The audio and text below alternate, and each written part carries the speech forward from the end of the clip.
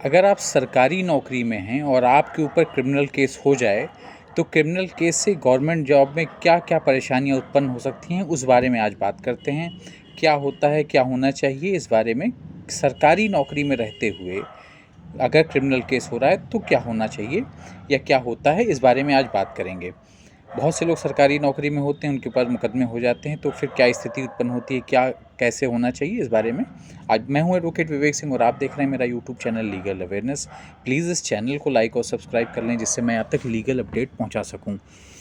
कोई भी criminal case के कारण भविष्य में सरकारी जॉब मिलने में परेशानी हो सकती है। अगर आप नौकरी में नहीं हैं और आपके ऊपर क्रिमिनल केस हो जाता है, तो सरकारी नौकरी मिलने में दिक्कत हो जाती है, अगर आपके ऊपर क्रिमिनल केस हो गया है तो। साथ ही साथ अगर जॉब चल रही है, तब भी परेशानी खड़ी हो सकती है। सभी राज्यों, हर स्टेट में, हर राज्य में जो राज्य सेवक होते हैं, शासकीय सेवक होते हैं, उनके लिए अलग अलग रूल्स होते हैं और उन सभी में ऐसे प्रावधान ज़रूर हैं जहां शासकीय सेवा और क्रिमिनल केस बड़े पेचीदा मामले में हो जाते हैं। अब इस पे बात करते हैं कि किसी गवर्नमेंट सर्वेंट पर अगर पुलिस केस हो गया।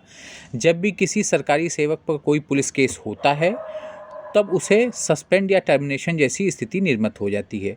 सस्पेंड में किसी व्यक्ति को अस्थायी रूप से समाप्त किया जाता है उसकी सेवा को, और टर्मिनेशन में उसकी सेवा को स्थायी रूप से समाप्त कर दिया जाता है। सस्पेंशन में अस्थायी रूप से समाप्त किया जाता है, टर्मिनेशन में स्थायी रूप से समाप्त कर दिया जाता है। जब भी किसी सरकारी सेवक पर किसी भी प्रकार का आपराधिक प्रकरण बनाया जाता है, तब उसकी सेवा पर प्रश्न खड़े हो जाते हैं, लेकिन इसकी एक सीमा निर्धारित की गई है। सभी अपराध के मामलों में एफआईआर हो जाने पर सीधे निलंबन की कार्यवाही नहीं की जाती, बल्कि ऐसे अपराध जो नैतिक अधमता से जुड़े हुए हैं या जिन अपराधों में 3 वर्ष से अधिक का कारावास का प्रावधान है, उन अपराधों में एफआईआर दर्ज होने पर किसी सरकारी सेवक को निलंबित किया जा सकता है। ऐसा सरकारी सेवक जब तक उस मुकदमे से बाइज्जत बरी, फिर से दोहराऊं, बाइज्जत बरी नहीं हो जाता, तब तक उसको सेवा में नहीं लिया जाता है। समझौता या बाइज्जत बरी, दोनों में फ़र्क है। दो वर्ड हैं, समझौता होना और बाइज्जत बरी होना। किसी भी मुकदमे में समझौता होना बाइज्जत बरी होने में से उसका अंतर है। सीआरपीसी की धारा 320 के अंतर्गत कुछ अपराधों में समझौते की मान्यता दी गई है। अगर किसी व्यक्ति ने किसी अपराध में समझौता कर लिया और समझौते के माध्यम से न्यायालय द्वारा दोष मुक्त कर दिया गया, तब सरकारी सेवा में ऐसा व्यक्ति नहीं रह सकता है। यहाँ पर ध्यान देना चाहिए कि सरकारी सेवा में केवल वही व्यक्ति रह सकता है जिसे न्यायालय द्वारा बाइज्जत बरी किया गया है। अगर कोर्ट में किसी मामले में किसी सरकारी सेवक पर मान लीजिए 100 रुपये का जुर्माना कर दिया और उस व्यक्ति ने उस जुर्माने को स्वीकार कर लिया, तब भी ऐसा व्यक्ति सरकारी सेवा में नहीं रह सकता है।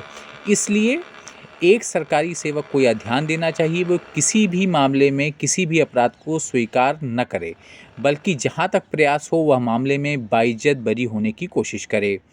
क्योंकि अनेक मामले ऐसे होते हैं जिनमें छोटा मोटा अर्थदंड कर दिया जाता है। ऐसा अर्थदंड तभी किया जाता है जब आरोपी किसी अपराध को स्वीकार कर लेता है। अपराध को स्वीकार करने का अर्थ यही है कि व्यक्ति ने उस अपराध को किया है, तब उस अपराध में कोर्ट ने उस पर जुर्माना किया। इसलिए किसी भी सरकारी सेवक को किसी भी प्रकार के अपराध को स्वीकार नहीं करना चाहिए, बल्कि उसका विचारण यानी ट्रायल करवाना चाहिए। उस मामले में बाइज्जत बरी होने का प्रयास करना चाहिए।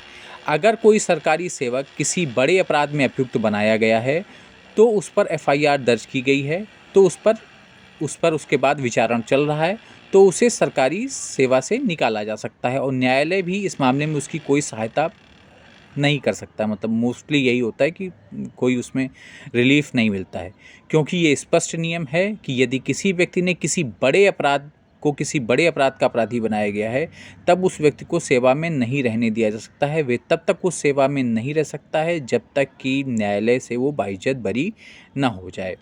इस सारे विषय का लब्बो लुआब यही है कि अगर आप पे कोई क्रिमिनल केस हुआ है, तो अगर 3 साल से ऊपर की सज़ा है उसमें, तो आपको सस्पेंशन आपका हो जाता है अक्सर करके, और अगर आप बाइज्जत बरी नहीं होंगे तो आपका टर्मिनेशन हो सकता है।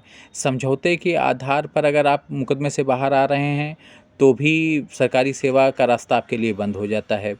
इसलिए समझौते के आधार पर ना आएँ, अपना अपराध स्वीकार ना करें और विचारण ट्रायल करके बाइज्जत बरी होने का प्रयास करें और सरकारी नौकरी में बने रहें। प्लीज़ इस चैनल को लाइक और सब्सक्राइब करें, जिससे मैं आप तक लीगल अपडेट पहुंचा सकूं। मैं हूं एडवोकेट विवेक सिंह। नमस्कार।